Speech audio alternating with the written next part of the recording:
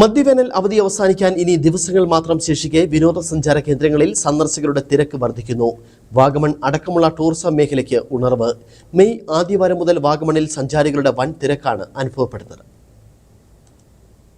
നോക്കത്ത ദൂരത്തോളം നിവർന്നു നിൽക്കുന്ന മുട്ടക്കുന്നുകളാണ് വാഗമണ്ണിന്റെ ആകർഷണം. മലമുകളിലേക്ക് പെയ്തിറങ്ങുന്ന കോടമഞ്ഞും വിശാലമായ പുൽപ്പരപ്പും ഇവിടെ എത്തുന്ന സഞ്ചാരികളുടെ മനം കുളിർപ്പിക്കും. ഇടുക്കി, കോട്ടയം ജില്ലകളിലായി വ്യാപിച്ചു കിടക്കുന്ന മനം മയക്കുന്ന മലമ്പ്രദേശമാണിത്. മല വെട്ടിയുണ്ടാക്കിയ വളഞ്ഞു പുളഞ്ഞ പാതയിലൂടെ യാത്ര തന്നെ വിസ്മയകരമായ അനുഭവമാണ്. തങ്ങൾമല, മുരുകൻമല, കുരിശുമല തുടങ്ങിയ തീർത്ഥാടന കേന്ദ്രങ്ങളും വാഗമണ്ണിൽ സ്ഥിതി ചെയ്യുന്നു. പൈൻ മരക്കാടുകളും ചെക്ക് ഡാമുകളുമാണ് മറ്റൊരാകർഷണം. സമുദ്രനിരപ്പിൽ നിന്നും 1100 മീറ്റർ ഉയരത്തിൽ സ്ഥിതി ചെയ്യുന്ന മലമുകളിൽ പാരാഗ്ലൈഡിംഗും നടക്കാറുണ്ട്. വാഗമണ്ണിന് സമീപത്തുള്ള adventure park, pine valley, Peermade, Parunthumpara, Kuttikkanam എന്നിവിടങ്ങളിലും സഞ്ചാരികൾ ധാരാളമായി എത്തും. കോടമഞ്ഞ് മൂടിയ വഴികളിലൂടെയുള്ള യാത്രയും മലമുകളിൽ നിന്നുള്ള താഴ്വാര കാഴ്ചയും സ്വർഗീയാനുഭൂതി നൽകുന്നതാണെങ്കിലും ഈ സീസണിൽ ആസ്വാദകരുണ്ടായില്ല. വേനൽക്കാലത്ത് തണുപ്പിന്റെ സ്വാതന്ത്ര്യം തേടി സഞ്ചാരികൾ എത്തുന്നു. പരുന്തുംപാറയിലെ ആകാശ താഴ്വാര കാഴ്ചകൾ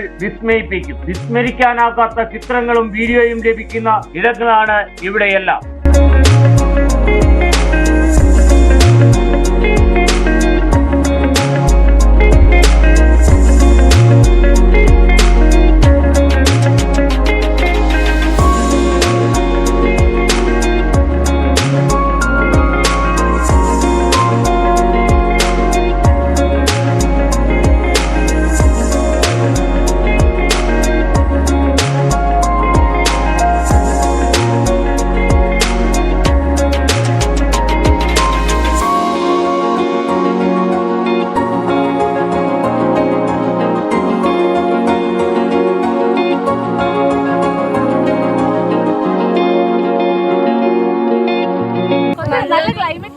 നല്ല ക്ലൈമറ്റ്, നല്ല തണുപ്പുള്ളൊരു സ്ഥലം.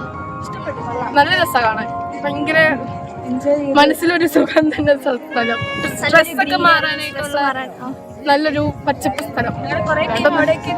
ഞങ്ങള് കുറച്ചുപേര് അവിടെ ഉണ്ട്. ഞങ്ങള് 2 പേര് പിള്ളേർ, പിന്നെ കുറച്ച് ടീച്ചേഴ്സ് ഉണ്ട്. വീട്ടില് അച്ഛനുണ്ട്, സിസ്റ്ററുണ്ട്.